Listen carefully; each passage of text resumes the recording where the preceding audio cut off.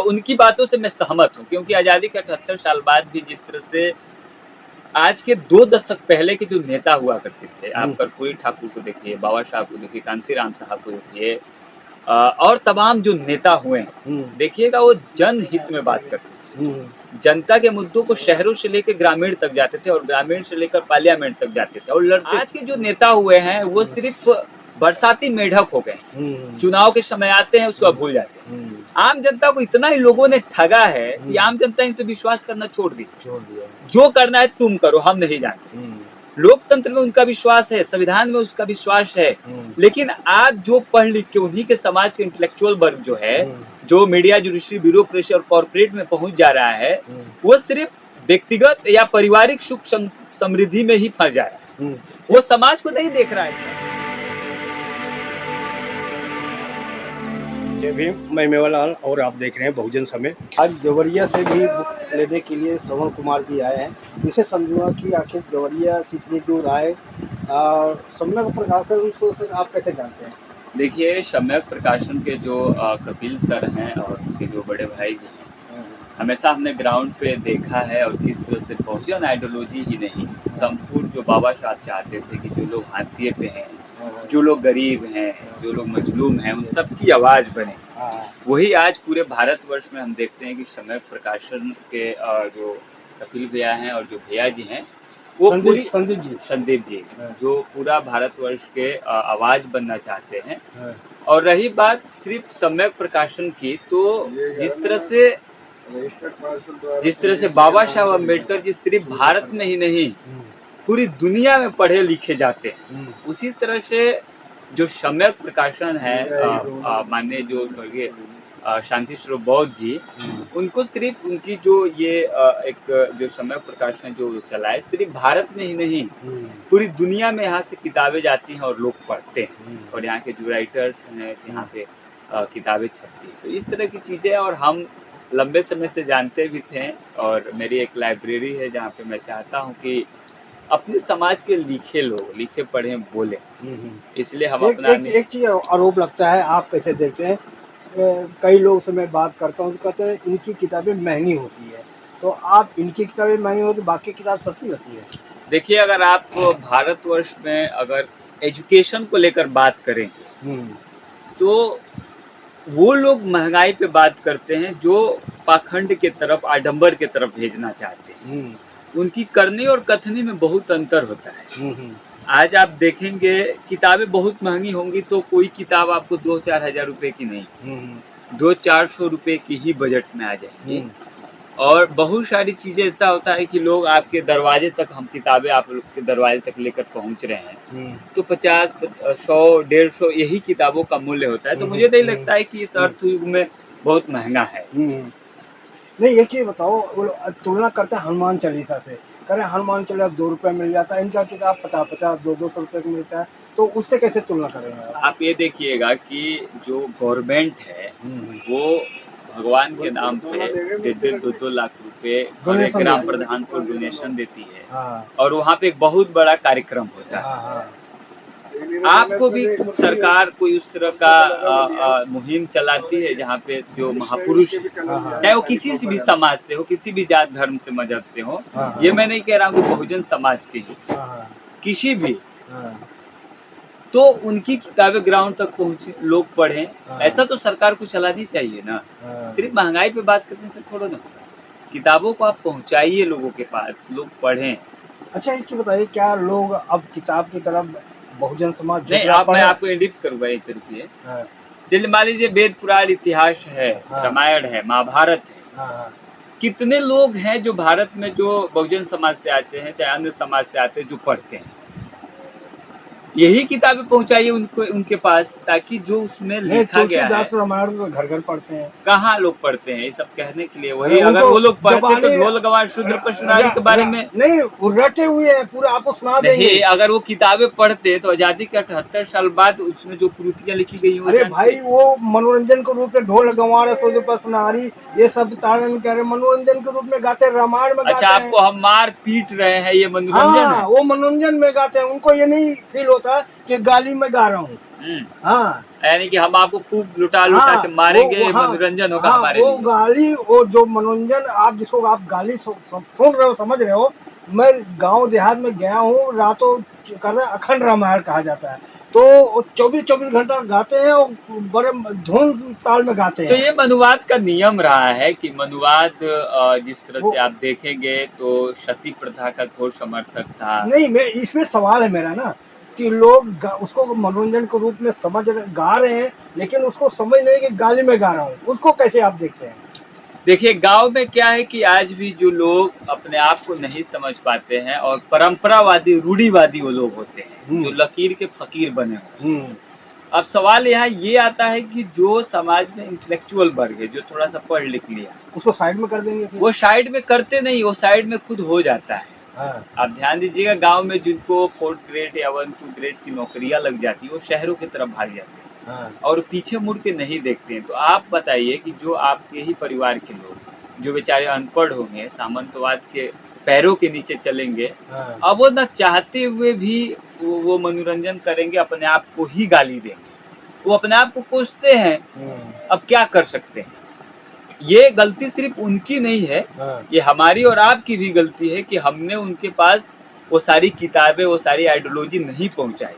आप सोचिए दिल्ली में रह के और किसी गांव, दूर गांव में कोई बैठा हुआ व्यक्ति, आप सोचिए कि आप यहाँ से कुछ कह दिए और वो गांव में बैठा हुआ व्यक्ति कैसे फॉलो करेगा, क्योंकि उसके पास लेकिन सर गांव में जाओ ना, करे 2 दिन सब दिन दिल्ली में है, आगे तो नेता बन रहे हैं, आपको नेता करके आपको एकदम समझो कि विलन बना देंगे। मैं आपकी उनकी बातों से मैं सहमत हूँ, क्योंकि आज़ादी के 78 साल बाद भी जिस तरह से आज के 2 दशक पहले के जो नेता हुआ करते थे, आप कर्पूरी ठाकुर को देखिए, बाबा साहब को देखिए, कांशीराम साहब को देखिए, और तमाम जो नेता हुए, देखिएगा वो जनहित में बात करते थे। जनता के मुद्दों को शहरों से लेकर ग्रामीण तक जाते थे और ग्रामीण से लेकर पार्लियामेंट तक जाते थे और लड़ते। आज के जो नेता हुए हैं वो सिर्फ बरसाती मेढक हो गए, चुनाव के समय आते हैं उसको भूल जाते हैं। आम जनता को इतना ही लोगों ने ठगा है कि आम जनता इन पे विश्वास करना छोड़ दिया। जो करना है तुम करो, हम नहीं जानते। लोकतंत्र में उनका विश्वास है, संविधान में उसका विश्वास है, लेकिन आज जो पढ़ लिख के उन्हीं के समाज के इंटेलेक्चुअल वर्ग जो है, जो मीडिया, जुडिशरी, ब्यूरोक्रेसी और कॉर्पोरेट में पहुंच जा रहा है, वो सिर्फ व्यक्तिगत या पारिवारिक सुख समृद्धि में ही फंस जा रहा है, वो समाज को नहीं देख रहा है। मैं आपसे जानना चाह रहा हूँ, आप देवरिया से आए हैं और वहाँ लाइब्रेरी खोल के लोगों को बीच में जागरूक फैला रहे, क्यों आपने ये सोचा कि हमको करना चाहिए? देखिए बाबा साहब ने कहा है कि यार जीवन लंबा नहीं छोटा हो लेकिन खूबसूरत हो। जिंदगी में आप बहुत सारा पैसा कमा लेंगे ना, बहुत संसाधन कमा लेंगे, उससे आपके जीवनी को रेखांकित नहीं किया। आप इंसानियत के लिए काम करेंगे, जहाँ पे आपको समानता, करुणा और न्याय करने की क्षमता आ जाए, वहाँ आपको सदियों सदियों तक याद किया जाए। अच्छा, आप बहुत ज्यादा पैसा वाले हो एक चीज और लास्ट मुझे बताइए कि दिल्ली में तो बहुत सारे प्रकाशन है, लेकिन सम्यक प्रकाशन क्यों आपने चुना? नहीं, देखिए सम्यक प्रकाशन से भी मैं किताबें लेकर जाता हूँ और भी जो प्रकाशन के लोग हैं, मैं वहाँ पे भी इससे पहले भी पढ़ने के लिए किताबें लेकर जाता था। और ये नहीं है कि किसी एक पक्ष को पढ़िए, हमेशा मैं कहता हूँ कि दोनों पक्ष को पढ़िए। जो दोनों पक्ष को आप पढ़ेंगे तो जस्टिफाई यानी न्याय करने की जो क्षमता है वो बढ़ जाएगी। तो दोनों पक्ष को पढ़ना बहुत जरूरी होता है।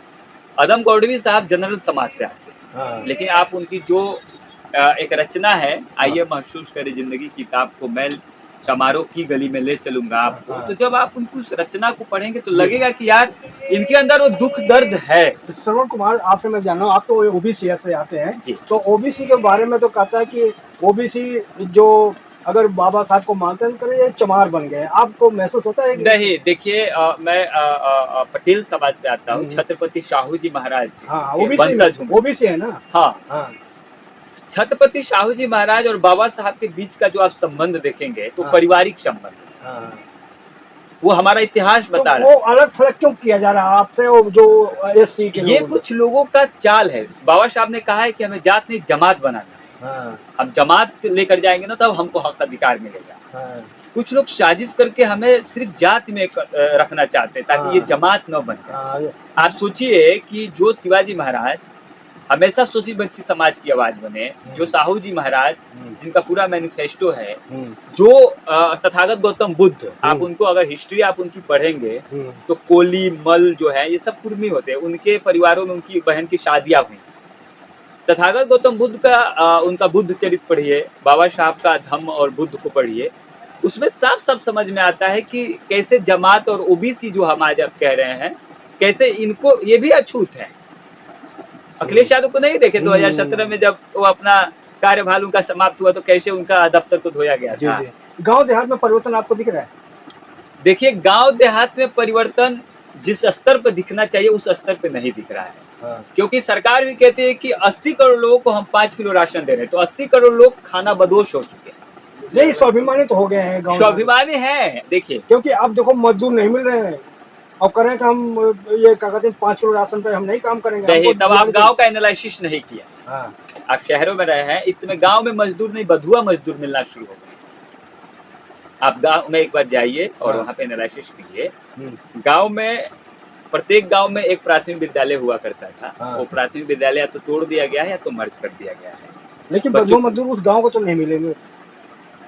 जिस गांव के अगर वो है पर्टिकुलर, उसी गांव में आप बधुआ मजदूर नहीं पाओगे। बंधुवाद की क्या सोच होती है? बंधुवाद की सोच होती है पहले से आर्थिक मारो फिर सामाजिक। सामाजिक इसलिए मारो ताकि ये जमात न बना पाए, आर्थिक इसलिए मारो ताकि इसे बधुआ मजदूर आसानी से बनाया जा सके।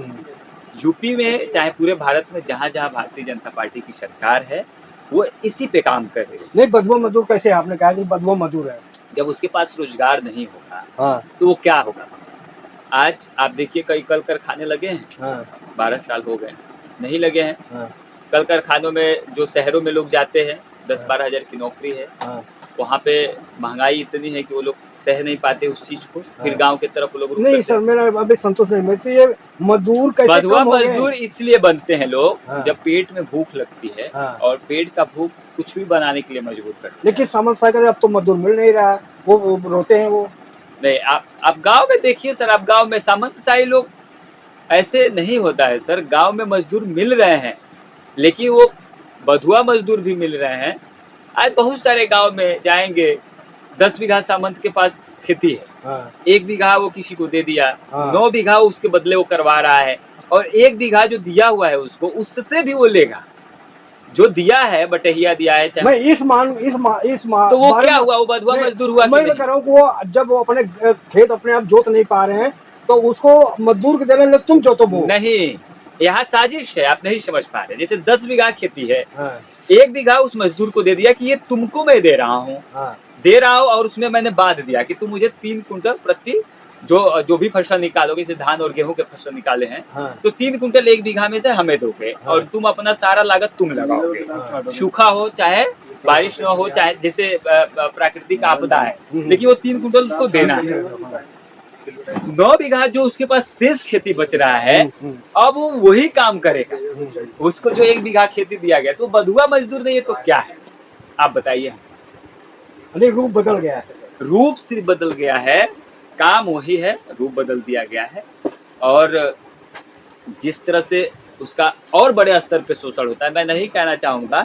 इससे पहले जब अंग्रेजों का शासनकाल था, नहीं चलो इसी पर रोक रहा हूँ आपको। भाई करके अगर एक किताब पढ़ता है हमारा समाज, बहुजन समाज, क्या जो बधुआ मजदूरी कर रहे हो वो उसको रोजगार? जैसे किताब पढ़ने से सिर्फ रोजगार का ही बात नहीं। किताब पढ़ने से एक बात ये होता है कि भगवान बुद्ध कहे कि शीलवान, नशा न करो, चोरी मत करो, डकैती मत करो, किसी से अभद्रता मतलब मत, किसी साथ मतलब अपमानित तरीके से पेश मत आओ। आज जो हमारा बहुजन समाज है वो सबसे ज्यादा या तो नशा में फंस के बधुआ मजदूर बन जाता है, या तो शीलवान नहीं होता है जिसकी वजह से वो मजदूर बन जाता है, या एक धारणा और बन रहा है सर कि रोजगार नहीं मिल रहा है, पढ़ लिख के क्या कहते हैं PhD कर लिया, डॉक्टरी कर लिया, सब कुछ कर लिया, लेकिन नौकरी नहीं करे। पढ़ने से क्या फायदा, पढ़ना छोड़ देंगे, इस तरह से धारणा बन रहा है। बात सही है आपकी कि आज जो इंटेलेक्चुअल जो पढ़े लिखे एजुकेट पर्सन है हमारा, वो आउट ऑफ कंट्री भाग रहा है, वहाँ पे जाके अपने श्रम को खपा रहा है। अपने ही देश में उसको काम नहीं मिल रहा है, ये बहुत बड़ी बात है। लेकिन जो सरकारें हैं वो नहीं, तो इसी पे बताइए ना, क्या पढ़ना नौकरी के लिए पढ़ना होता है? नहीं, पढ़ने लिखने से हमारे पास ज्ञान आता है, और ज्ञान आता है कि हम जीविकोपार्जन अच्छा से कर सकें, अच्छा कपड़ा पहन सकें, सही गलत का निर्णय भी ले सकें। यस, पढ़ाई ये इस दिशा में हमको लेकर ये नहीं है कि नौकरी मिले तभी हम पढ़ें। नहीं, वो तो दूसरा पहलू हो जाता है ना। आज अनपढ़ लोग भी अच्छा पैसा कमा रहे हैं, हाँ। अच्छी खेती बाड़ी करते हैं, हाँ। बहुत एक्सपीरियंस से पैसा कमाया जाता है। कौन कहता है कि पढ़ा लिखा व्यक्ति पैसा कमाता है? बहुत सारे अनपढ़ लोग होंगे जो चाटुकारिता करके खूब बढ़िया पैसा कमाएंगे, आपको बकलोल बना देंगे आपके ही सामने। हाँ। आप बहुत सारी किताबें पढ़िए, हाँ। जो लोग सड़क का धूल फाका हुआ है, हाँ। वो लोग आपको अनपढ़ बना देगा 2 मिनट में, आपको बता देगा कैसे कैसे जीवन चलता है, कैसे समाज चलता है, आप समझ ही नहीं पाएंगे। तो किताबें पढ़ना अच्छी बात है। किताबें पढ़ने का अर्थ होता है कि हम किसी की जीवनी पढ़ रहे हैं और उसने अपने अपने नशा कैसे समाज, बहुजन समाज नशा से कैसे दूर होगा? सर, ये तो आप लोग इंटेलेक्चुअल हैं और आप लोग सोशल मीडिया के माध्यम से बता सकते हैं। मेरा अपना मानना युवा है के कि नाते मैं आपसे पूछ रहा हूँ, आप भी तो कुछ एक्सपीरियंस होगा, अनुभव होगा आपको। नशा तभी हम छोड़ सकते हैं जब हम अपने इतिहास को पढ़ें। इतिहास को पढ़ने के बाद एक अलग सी बॉडी में करंट पैदा होता है, और जब वो करंट पैदा होता है तो हमें तमाम मार्ग दिखाता है, और जब हम उस मार्ग पे चलना शुरू करेंगे, जैसे बाबा साहब अम्बेडकर, चाहे तथागत गौतम बुद्ध जी के मार्ग पे, साहू जी के मार्ग पे जब हम चलेंगे तो वहाँ ये क्लियर हो जाता है कि ये लोग नशा नहीं करते। ये क्लियर हुआ था कि शीलवान थे। तो किताबें इसलिए पढ़ा जाता है ताकि हम उस मार्ग को जाएंगे। एक चीज़ और बताइए आप, तो जितने बड़े बड़े साइंटिस्ट हुए वो नास्तिक क्यों हुए? हाँ, ये बढ़िया आपका सवाल है। आप देखेंगे जो स्वतंत्रता फ्रीडम फाइटर थे, हाँ। वो भी आधा से अधिक लोग नास्तिक थे। हाँ। नास्तिक इसलिए वो लोग हो जाते हैं, पहले तो उनकी लड़ाई पूंजीवाद से हो जाती है। हाँ। जो साइंटिस्ट होते हैं, जो फ्रीडम फाइटर होते हैं, चाहे जो किताब अध्ययन करने वाले लोग होते हैं ना, वो पूंजीवाद के बहुत खिलाफ विरोधक होते हैं। और जब पूंजीवाद के आप विरोधक हो जाएंगे तो वो आपको नास्तिकता के तरफ। एक तो उदाहरण है, मदर टेरेसा देख लो, भगत सिंह के देख लो, सब नास्तिक थे। हाँ, हो गया ना, ये नास्तिक थे और ये परंपरावाद का घोर विरोधक थे, ये पूंजीवाद के घोर विरोधक थे, सामंतवाद के। ये लोग चाहते थे कि एक इंसान दूसरे इंसान का शोषण न करे, समानता इनका न्यू था, लेकिन वो संभव हो नहीं पाया। आज़ादी के 78 साल बाद भी हम लोग देख रहे हैं ये हो नहीं पाया है। और आगे बहुजन का भविष्य कैसे आप देख रहे हैं? हम मेहनत कश लोग हैं सर, हम लोग लकीर के फकीर नहीं हैं। हर युग में बाबा साहब अम्बेडकर को पढ़ने नहीं दिया गया, लेकिन दुनिया जाना आज तक कोई विद्वान ही नहीं हुआ।